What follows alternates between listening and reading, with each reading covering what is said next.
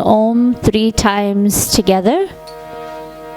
3 बार ओम का उच्चारण करेंगे.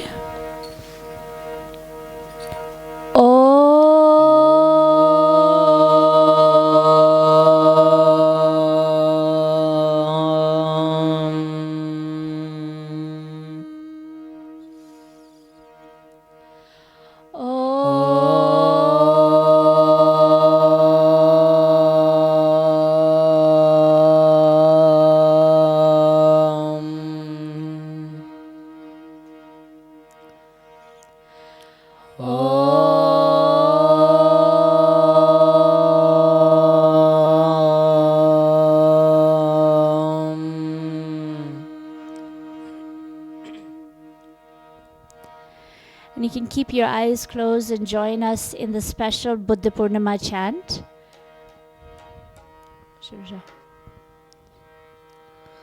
Buddham Sharanam Gacchami. Buddham Sharanam Gacchami. Dhammam Sharanam Gacchami. Dhammam Sharanam Gacchami. Sangham Sharanam Gacchami. Sangham Sharanam Gacchami. Shuddham Sharanam Gacchami. Shuddham Sharanam Gacchami. Satyam Sharanam Gacchami. Satyam Sharanam Gacchami. Buddham Sharanam Gacchami. Buddham Sharanam Gacchami. Dhammam Sharanam Gacchami. Dhammam Sharanam Gacchami. Sangham Sharanam Gacchami. Sangham Sharanam Gacchami. Shuddham Sharanam Gacchami. Shuddham Sharanam Gacchami. Satyam Sharanam Gacchami. Satyam Sharanam Gacchami. Buddham Sharanam Gacchami. Buddham Sharanam Gacchami. Dhammam Sharanam Gacchami. Dhammam Sharanam Gacchami. Sangham Sharanam Gacchami. Sangham Sharanam Gacchami.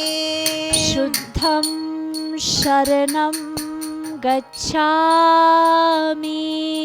Shuddham Sharanam Gacchami. Satyam Sharanam Gacchami. Satyam Sharanam Gacchami. Buddham Sharanam Gacchami.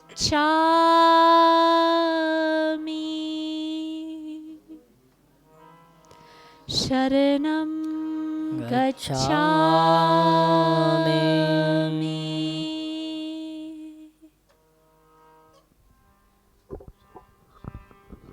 Sarve bhavantu sukhinah.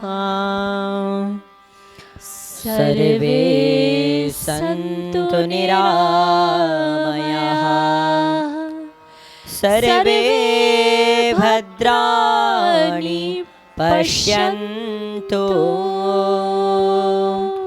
Ma कश्चित् दुःखभाग् भवेत्. All together. Om Shanti Shanti Shanti.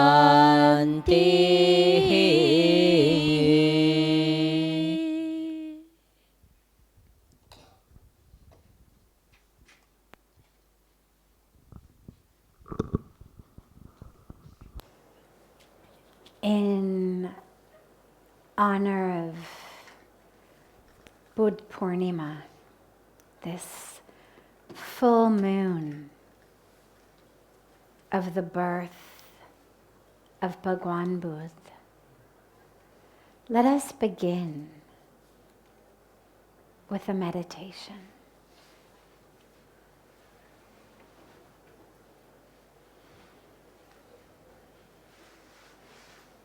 Allow your eyes to close.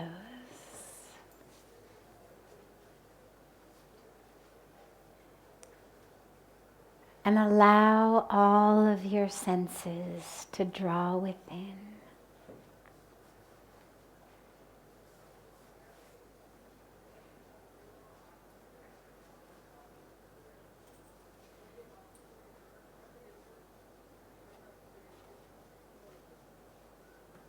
Imagine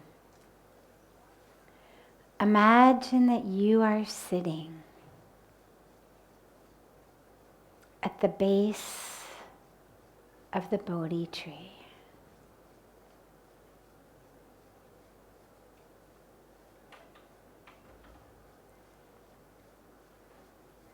Feel the soft earth beneath you.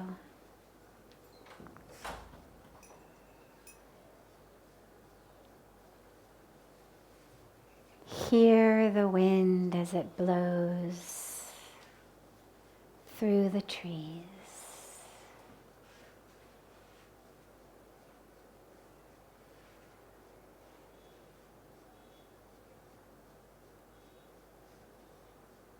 Feel the coolness of the evening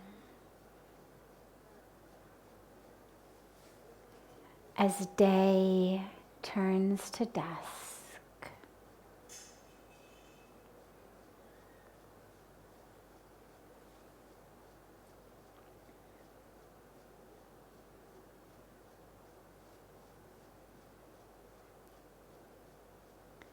Feel within yourself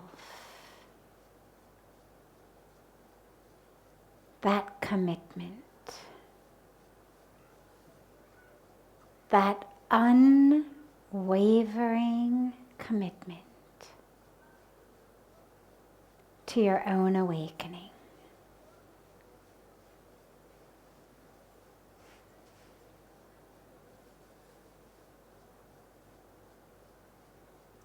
If the mind starts to wander to a thought or to a sound or to anything other than the light within yourself, bring it back.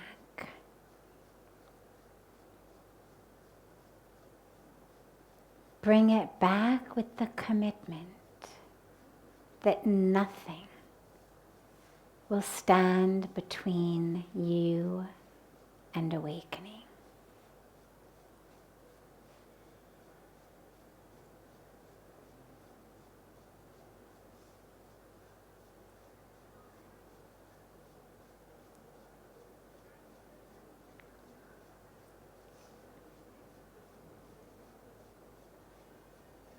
As you exhale, on each exhalation,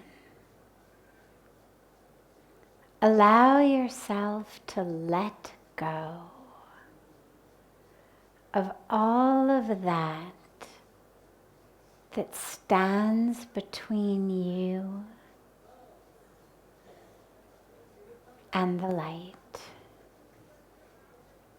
that stands between you and the truth. Breathe it out. Let go of the drama. Let go of the identities.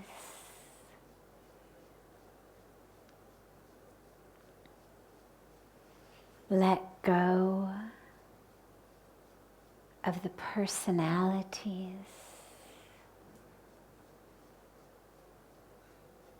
Let go of the expectations, the judgments.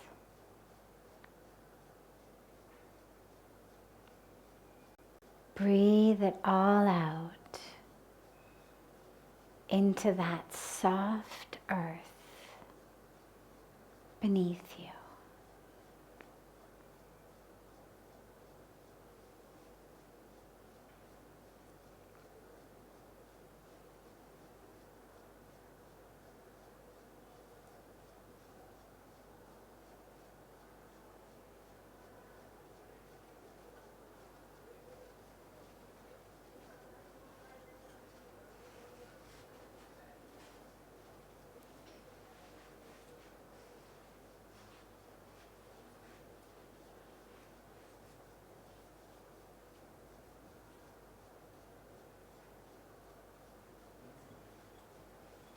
Feel that wind blow across your face.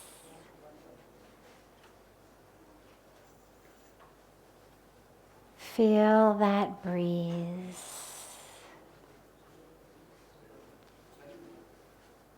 Feel the gentle roots of the Bodhi tree beneath your legs as you sit cross-legged on the earth at the base of the tree. As the distractions come, bring that mind back.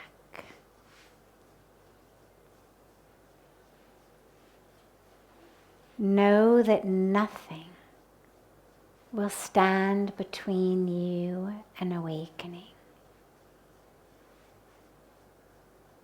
Know that the nature of the Buddha is within you. That Buddha nature, that truth, that light is in you.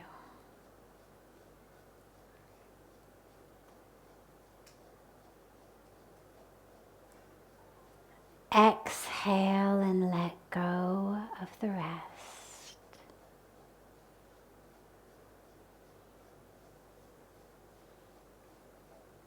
Let go of all that keeping you from living in the light.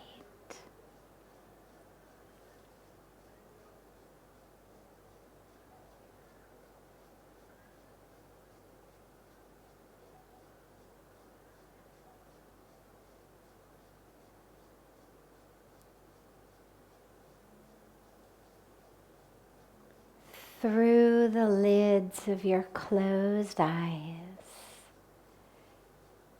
the light of the full moon is shining above you in the forest. Feel that light of the moon penetrate straight through you. So the light comes from that light of the moon. And then suddenly the light is inside of you.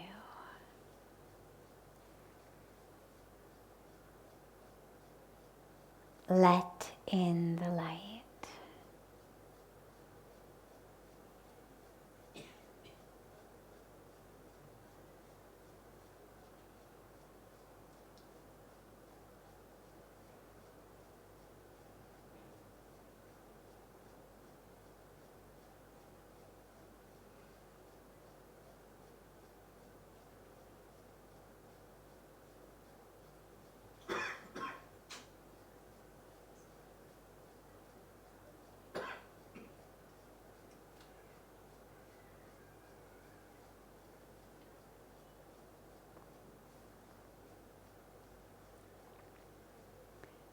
Staying rooted and grounded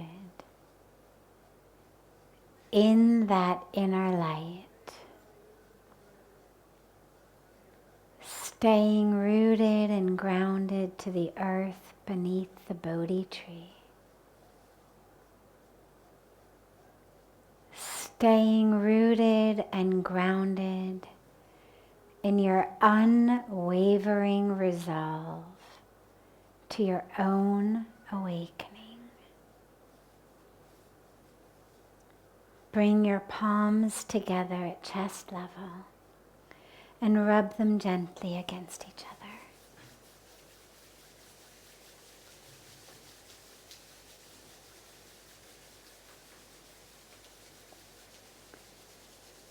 Place them over your closed eyes.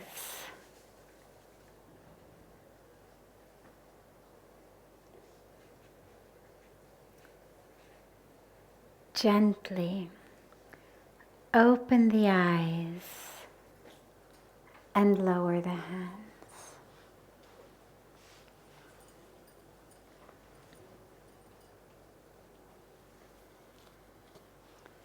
Welcome to Satsang.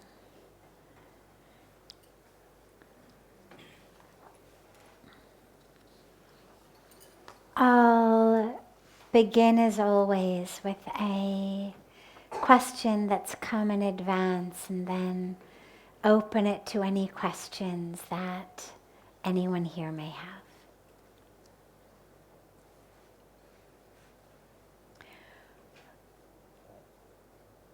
Why is it so hard to discover the true self or God?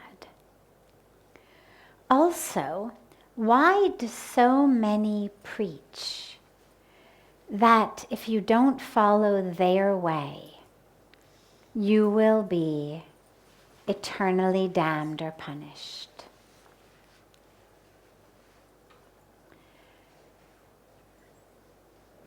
So we'll take the first part first and the second part second.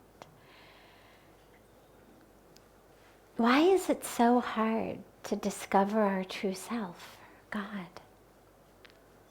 or our Buddha nature, as today is Buddha Purnima? There's a beautiful story of when God was creating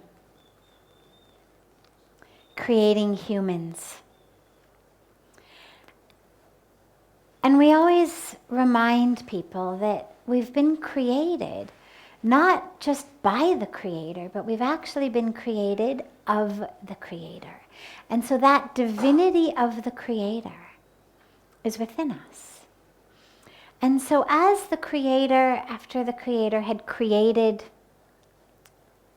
humanity, as the Creator, in not just his or her image, but rather as him, her.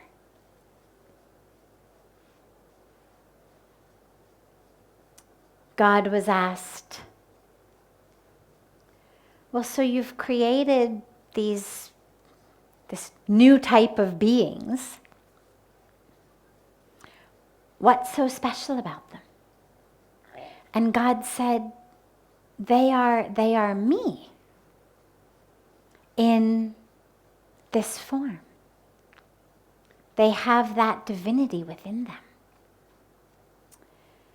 And then God was asked, well, so how are they going to know that? Where are you going to put that divinity for them?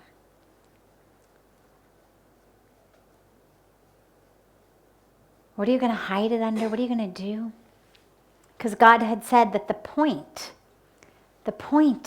of creating us like that was so that we actually would spend our lives learning and discovering, finding that divinity. Where is the divinity? So God was asked, well, then where are you going to hide it? If the point of their life is to find it, where are you going to hide it? Where will you hide it that they can't find it immediately and so easily? And God said, I'm going to hide it within them. Because if I hide it within them, they will never look there. If I hide it under a rock, if I hide it on a, under a tree, they'll find it eventually. But if I hide it within them, it's going to be the last place they look. And so this is the story about how that divinity got hidden within us and why it got hidden within us. As part of, we say the divine Leela. When the question arises that sounds simple, but entire philosophy, years of programs are taught on only a piece of the question of why are we here? What does it all mean? And the answer for that, when you're not teaching a many, many year-long philosophy class, is it's God's Leela. Well, the word Leela literally translates as divine play. Sometimes people use the word drama, but it's a play. Leela literally is this divine play. And I take that very seriously because the Sanskrit alphabet has got 52 letters compared to our English 26, which means there's innumerable more possibilities, possible permutations of words that can be created. And so there's a perfection to the words that are chosen in Sanskrit. Whereas in English, sometimes I feel like, well, we use a word only because we don't have something better. We'll say, well, it's kind of like this, sort of like that, but kind of a mix between this and that. In Sanskrit, there's much more of a perfection in language. So if they're going to call it a Leela, a play, means that's what it means. And so when we have that, the question becomes, how miserable are we supposed to be about it? If this is a play, if this is God's play,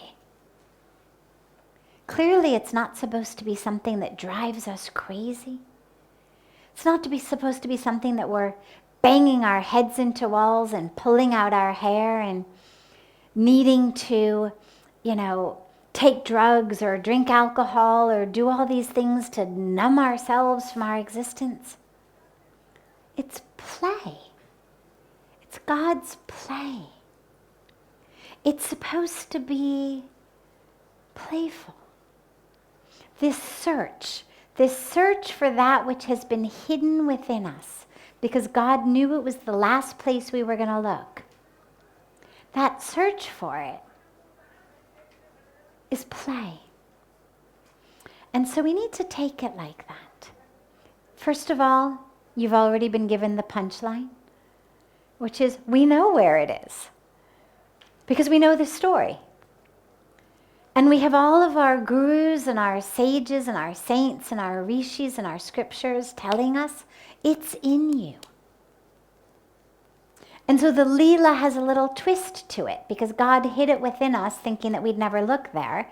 But then all of these divine manifestations came onto earth in the form of our gurus to tell us it's in you, to kind of help us through this Leela a little quicker.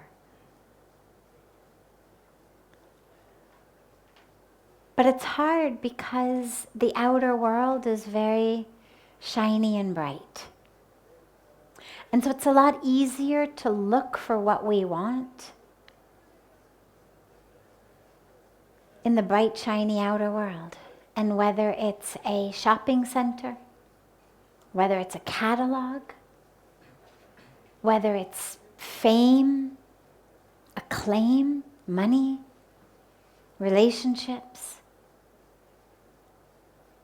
whatever we are looking for inner selves in. It's a lot brighter outside. So we look there. But you've all now been given the punchline. You know it's inside. And so the only question remains, how long are you going to keep looking for something where you know it isn't there? If you need a quart of milk, how many shoe stores are you going to go to before you finally accept that shoe stores don't sell milk? How many shoe store salespeople need to tell you, sorry ma'am, we don't carry milk, try the grocery store?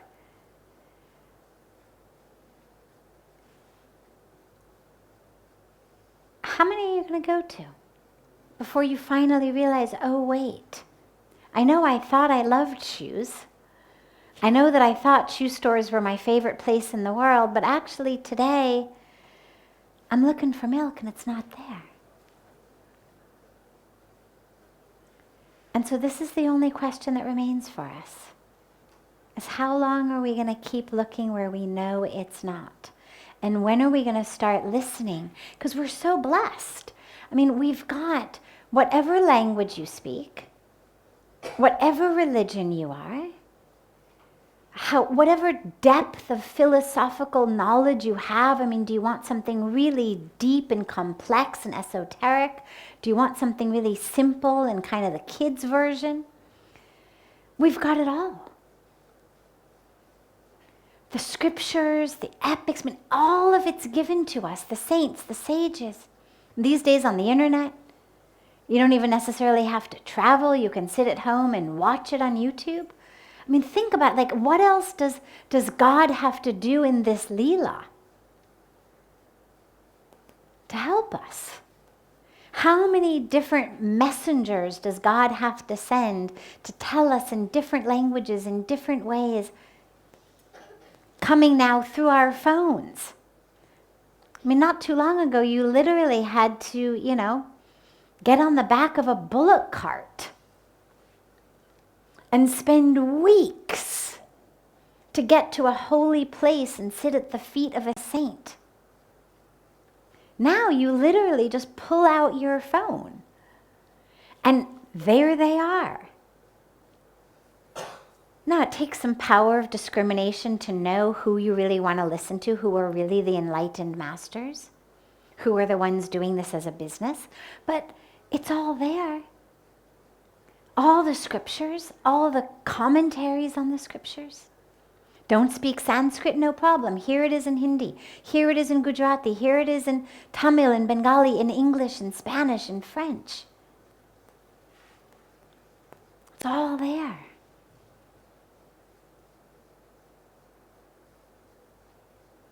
So the only question that remains is why we keep looking outside. How long do we want to keep looking in the wrong place? They keep giving us the answers. Go within. Meditate, pray, surrender, find a guru. Do service. Live a dharmic life. We're given it. Now all that's up to us is to live it. Or not live it. We've also been given free will. But if we choose not to live it, then at least we have to kind of stop complaining, right?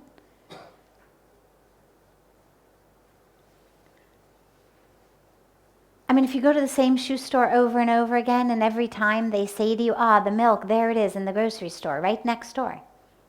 And you refuse to go to the grocery store. And you stand in the shoe store and you start stomping your feet saying, give me milk. And they keep saying, right next door.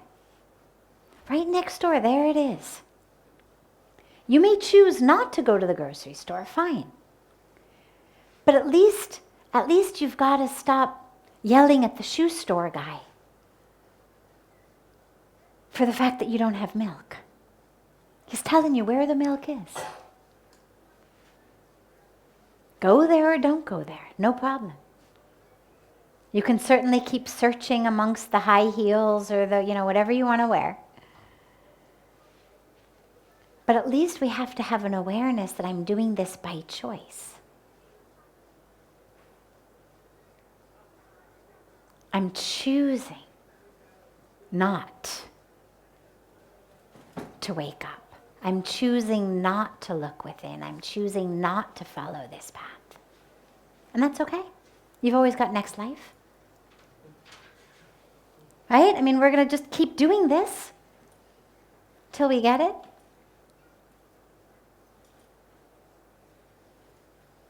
So it's up to us.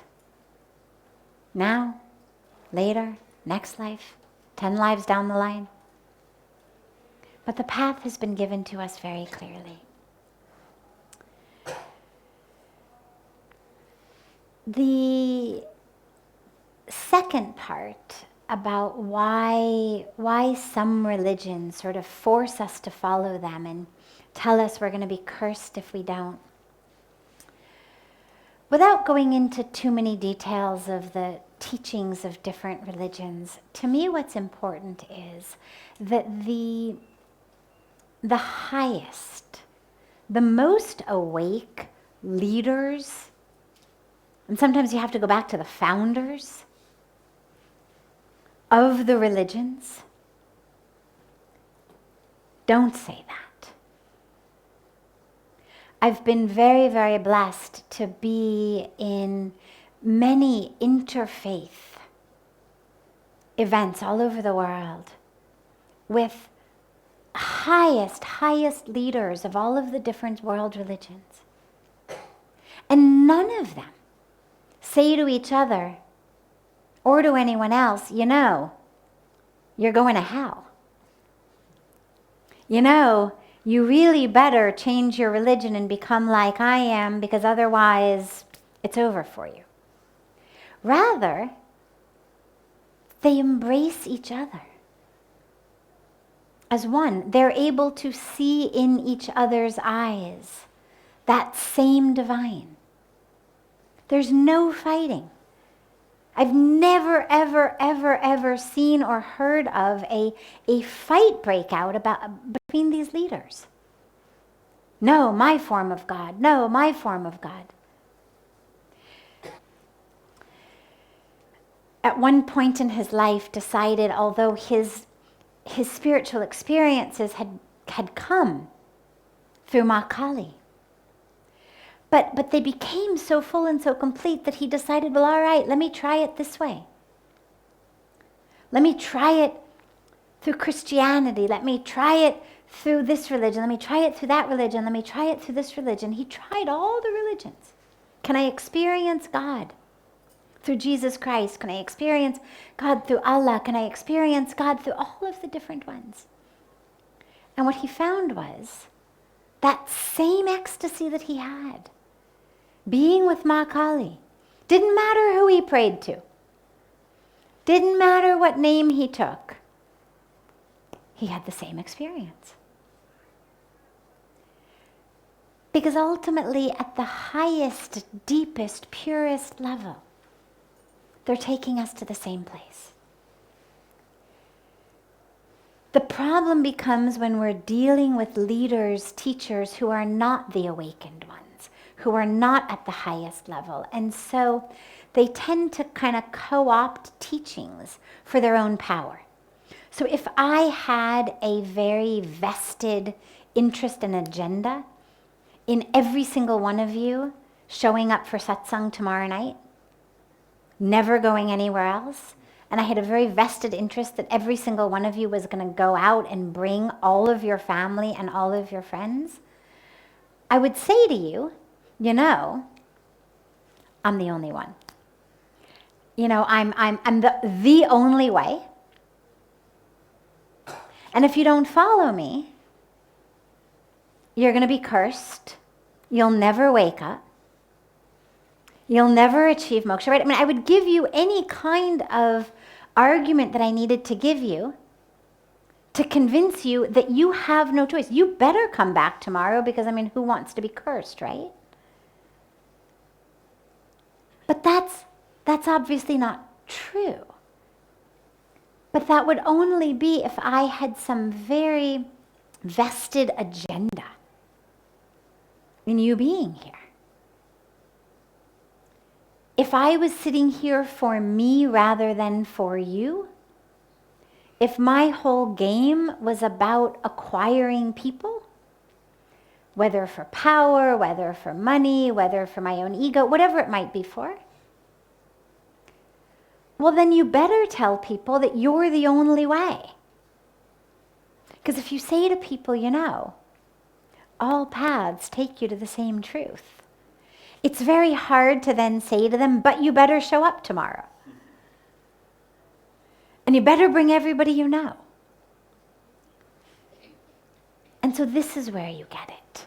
But at the real highest awakened, enlightened levels, that isn't there. So I'm happy to open it up to any questions that anyone here may have. Yes.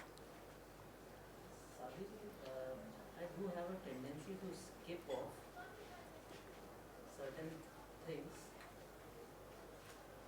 for the sake of doing those things which I love. For example, Yes. coming to Satsang, Yes. yeah, here, I have to skip two things.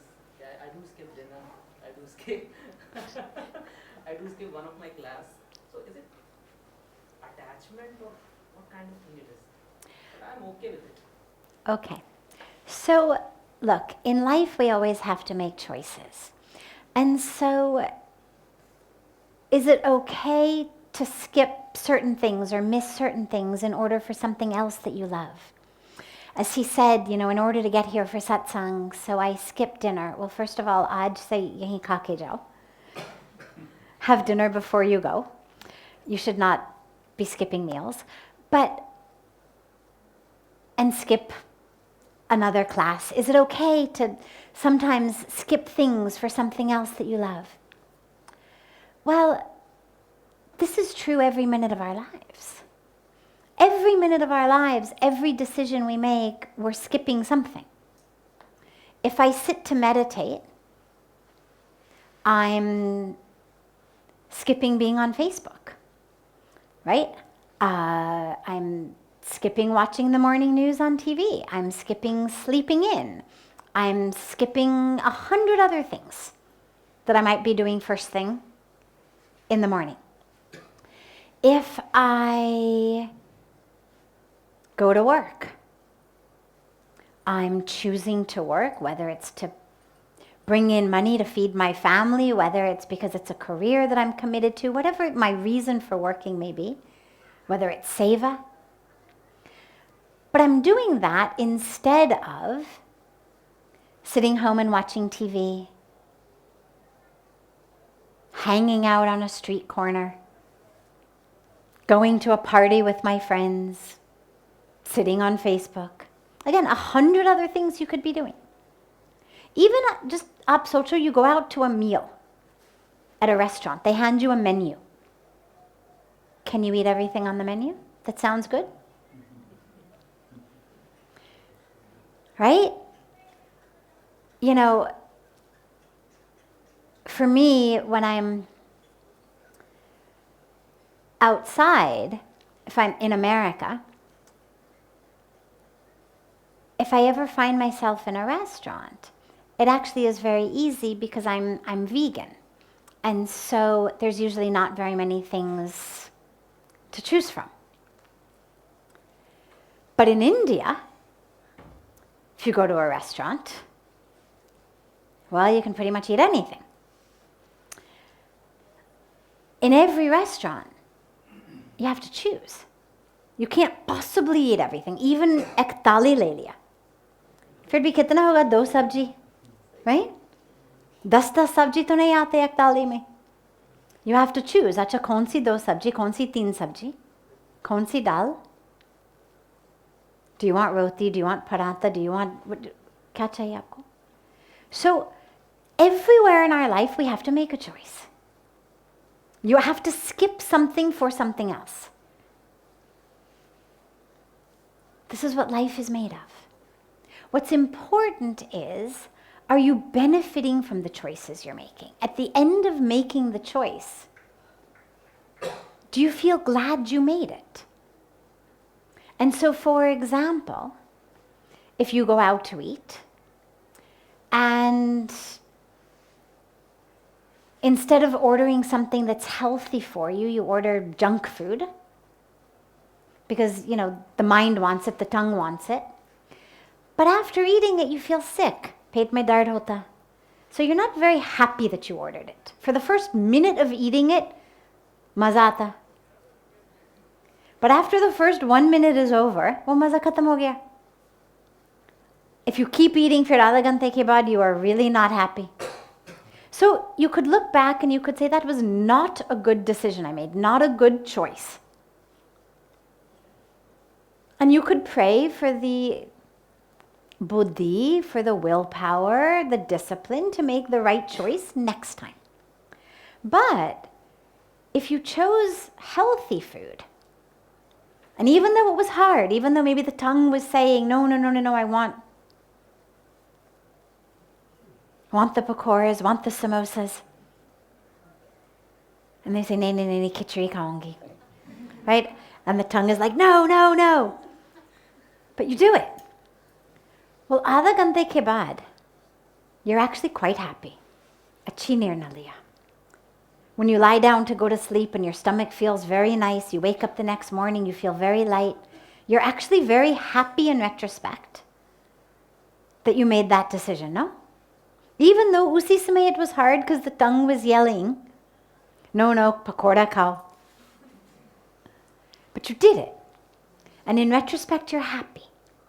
And so this is the way that we make choices in life. You always have to skip something. The question is, are you skipping the thing that you should be doing and doing something that you should be skipping? Or are you making the right choices? And this is what life is about. And the only way to know is your own internal sense, is after making the decision, when you look back, and sometimes it's not immediate, sometimes bhojan ki turant baad, your mind may think, oh, pakora khana chahiye tha, oh, khichdi mein dam nahi tha. But step back a little bit farther. Wait till you wake up the next morning. Wait till 10 years later when you're the one with the habit of eating khichdi instead of pakoras, and all your friends are having to take medicine for their cholesterol and their blood pressure and their diabetes, and they're all overweight and you're healthy. So sometimes you've got to actually wait for a little while to realize the benefit of the decision you made. Think about going to school, right? Kitni saal hum jate hain, right? How many years we spend sitting in a classroom and all of the kids think, right, Chelo, if I say to you, you're sitting in math class. Kya, agar you had your own choice, would you rather be playing or would you rather be in math class? Playing. Aap batao. Honestly. Huh? खेलना चाहोगे या class में जाना चाहोगे? बहुत बढ़िया, wow, बहुत बढ़िया. Right, वो पिताजी तो बगल में बैठ रहे. चलो ठीक है.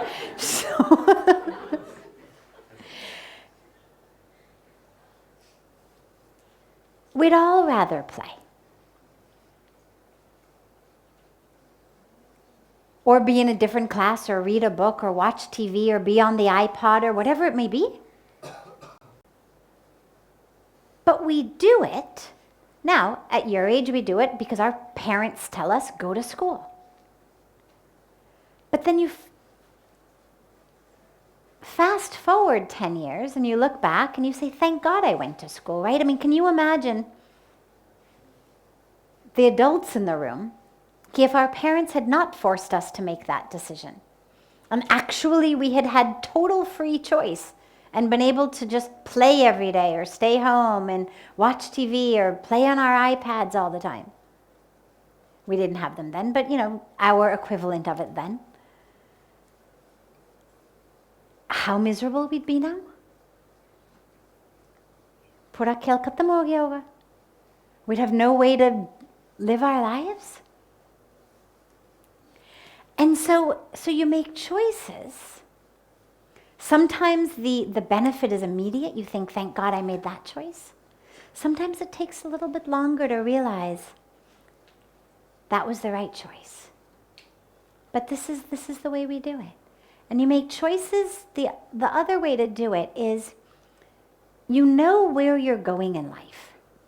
You may not know exactly, but in general you know. Is my ultimate goal just to make a lot of money? Is my ultimate goal to be the richest guy on the block? Is my ultimate goal to have a lot of fun?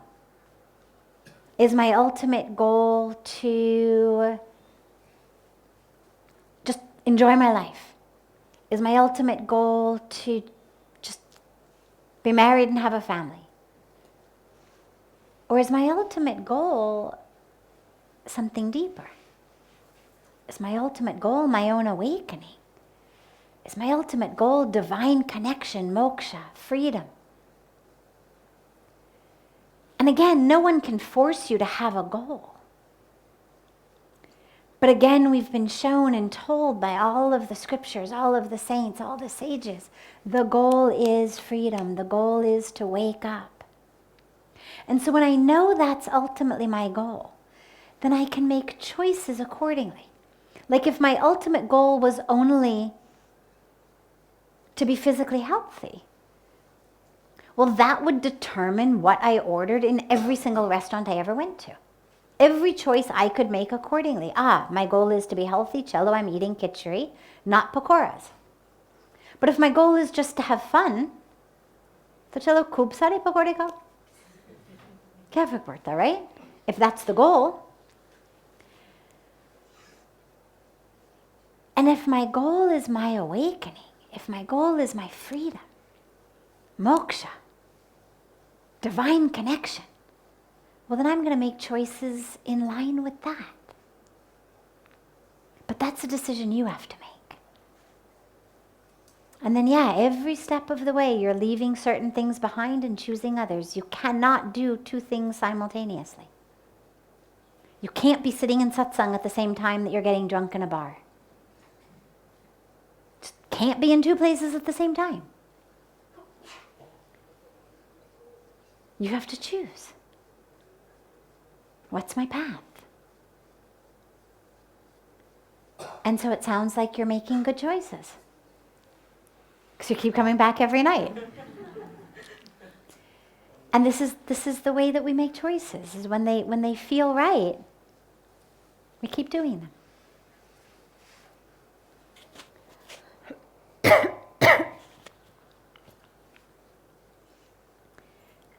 Have a beautiful rest of your evening, a beautiful dinner, and we'll see you all tomorrow.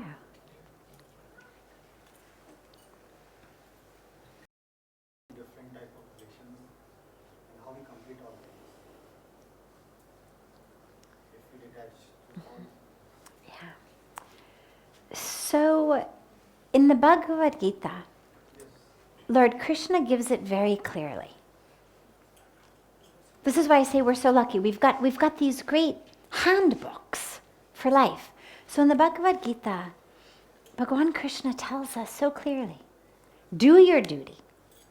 Fulfill your duty you must. Arjun says, forget it, I'm leaving, I'm going away. I'm going to go meditate in a cave. And Bhagavan Krishna says, no, you are not. You are going to stay right here. You're going to fight this war. You're going to fulfill your duty. Because that is your duty. That is your dharma. And you are going to be unattached to the fruits of what happens.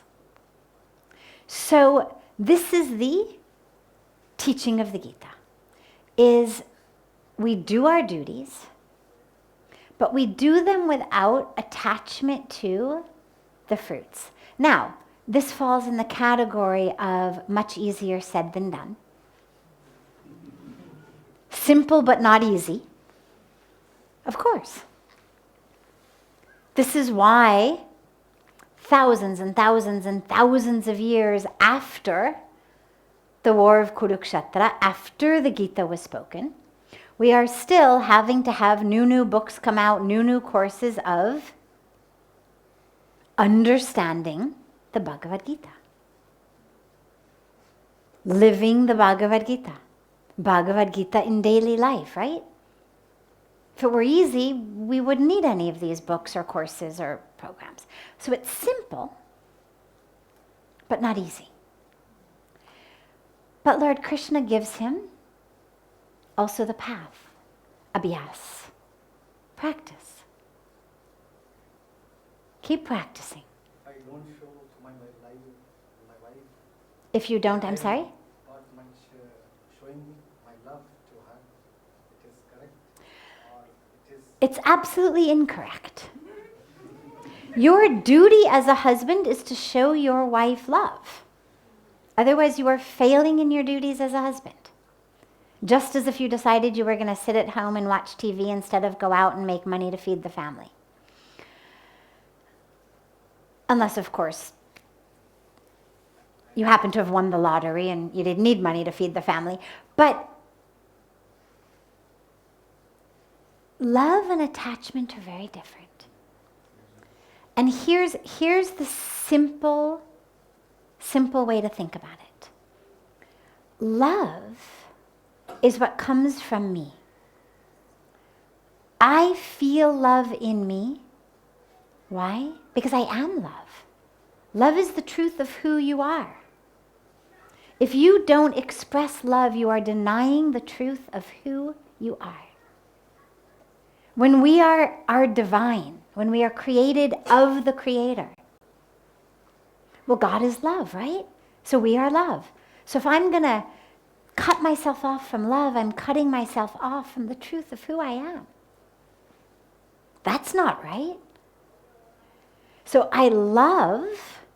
Why? Because it is my nature to love. I love because I have manufactured, created, tapped into the source of love within me, and I am sharing it with you. Attachment is, Hari, where's my dinner? मैं तो सारे दिन काम करता हूँ. क्या हुआ? Or expectation. Or, अरे तुमको क्या हुआ? मेरे से जरा ठीक से बात करो. जो मैं कहता हूँ वही करो. This is the attachment of, because I'm your husband, because I love you, you will act in a certain way. You will do what I want. That's what we call the fruits of the karma. So I have acted with love toward you. That's the karma, the action. The fruit of that action, the fruit of that karma, is you should be nice to me. You should treat me well. You should love me. In a very role-specific traditional world, you should have my food on the table. Thank God we're slowly sort of starting to get some movement in our roles, but nonetheless, you should do what I want. That's not love. That's attachment. And so when you really love itself is its own reward. It's not about samne wale kya karenge. So that's the teaching. Your duty is to love. If I too much love to my son, it is correct for me. Absolutely. Your duty as a father is to love your son. Unconditionally. What about if he does not feel Aha. Aha. So this is great.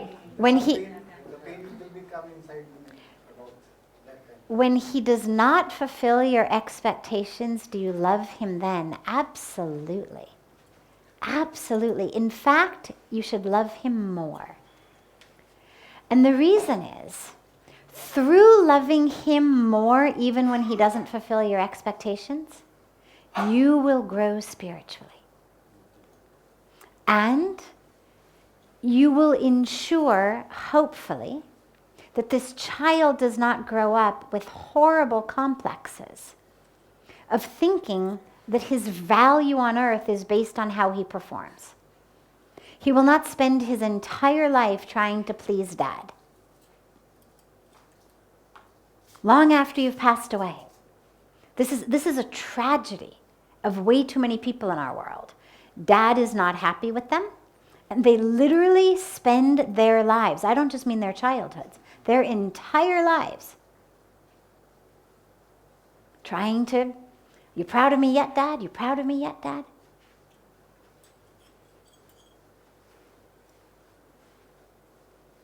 There's a particular leader who shall remain nameless at the moment in the Western world who's suffering from this particular complex. And it's creating havoc across the world, actually. And this is what you see. So he absolutely needs to know you love him. Not because of what he does, but because of who he is. Because the nature of who he is divine. And your challenge as a father is, can you see the divine in him? Even when his room's dirty, even when he fails an exam, even when he disobeys you, can you still see the divine in him? That's your challenge. Now, this doesn't mean we don't discipline our children. It doesn't mean that we let them get away with dirty rooms and disobedience.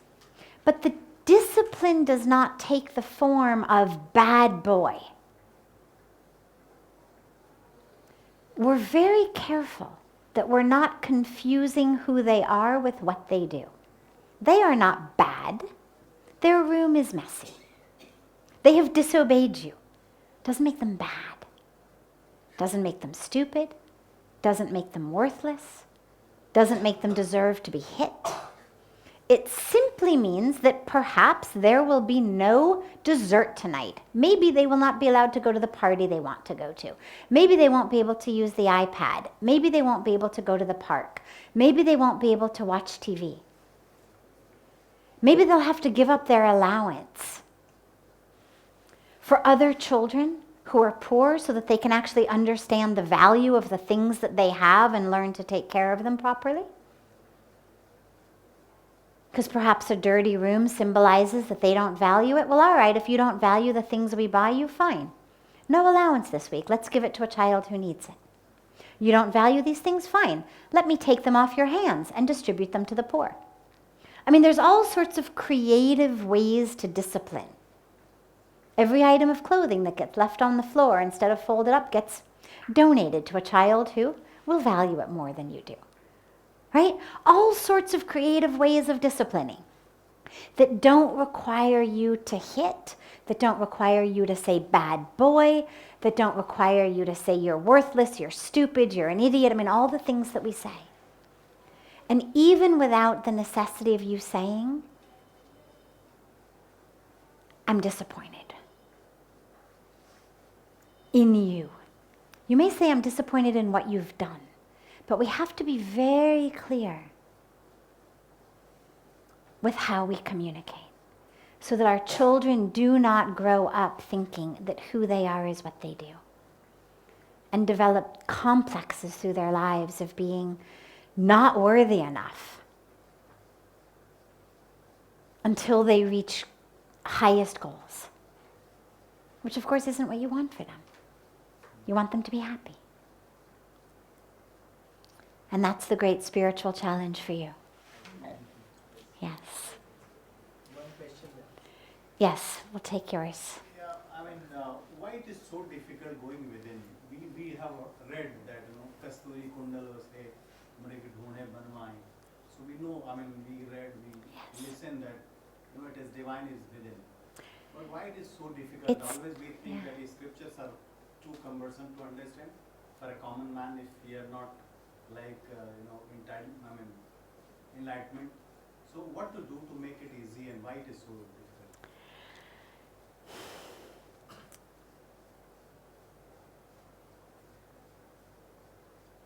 It isn't difficult, but you are right that a lot of the teachings and the writings, and they tend to be very, very complex. But you can also find it simply. There's also, sometimes books for children. There are alternatives to the most difficult, most complex ones. There are ways to get it simpler. But even so, look, we've just discussed it right here. Now you know, go within. Now you don't need to find a book that says it. I've just told you. So now just do it. Practice. And yeah, it is difficult because we look outside. Just stop looking outside. If you're running straight ahead and you're about to fall off a cliff and people are yelling at you, stop running, you're about to fall off a cliff. Well, it's up to you. Do you stop and run in the other direction, or do you keep going? Just because you've been running in that direction for so long doesn't mean you have to keep running. When you know this one is leading over the cliff, just stop. Turn around. It's not your habit, but that's okay. You'll get used to it. Abhyas becomes our nature. Then we become so deeply satisfied within that the things of the world like that, it no longer pulls us. Wonderful. Wonderful. We'll start with your question tomorrow. Kal aapka question sabse pehle le lenge. Wonderful. Have a